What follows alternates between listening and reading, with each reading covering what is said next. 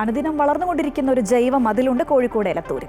പ്രകൃതിയോട് ഇണങ്ങി ജീവിക്കാൻ ഇഷ്ടപ്പെടുന്ന ഈ സി മൊയ്തീൻ കോയയാണ് വീടിന് ചുറ്റും ഇലച്ചെടികളുടെ വേലി നിർമ്മിച്ചിരിക്കുന്നത്. പച്ചപ്പിനുള്ളിൽ മറഞ്ഞിരിക്കുന്ന കുഞ്ഞു സ്വർഗത്തിലെ കാഴ്ചകളൊന്ന് കണ്ടുവരാം.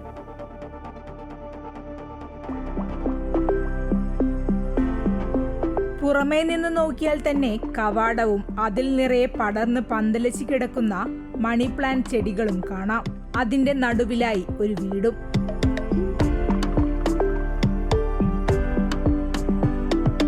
പച്ചപ്പും ശുദ്ധവായും വെളിച്ചവും ഈ വീടിന് നൽകുന്ന കുളിർമ ചെറുതല്ല.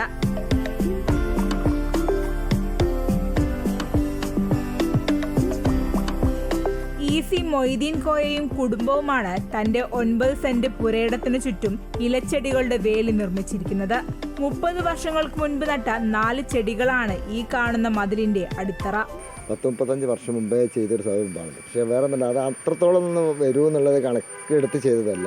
പക്ഷേ 4 തണ്ട് മണിപ്ലാന്റ് വെച്ച് കഴിഞ്ഞിട്ടാണ് ഇത്രയും വലിയ മണിപ്ലാന്റിൻ്റെ, അതായത് മണിപ്ലാന്റ് ശരിക്കും ഇപ്പം മണിപ്ലാന്റിൻ്റെ കോട്ടാൻ തന്നെ പറയും, അത്രയും ജാസ്തി മണിപ്ലാന്റ്. അത് 10-35 വർഷം മുമ്പ് ഞങ്ങളിങ്ങനെ പരിപാലിച്ചു കൊണ്ടുവരാനും. തങ്ങളുടെ കുഞ്ഞുങ്ങളെ പോലെയാണ് ഇവയെ പരിപാലിച്ചു പോകുന്നത്. നിരവധി പേരാണ് ഫോട്ടോ എടുക്കാനായി ഇവിടേക്ക് എത്തുന്നത്. അമൃത ന്യൂസ്, കോഴിക്കോട്.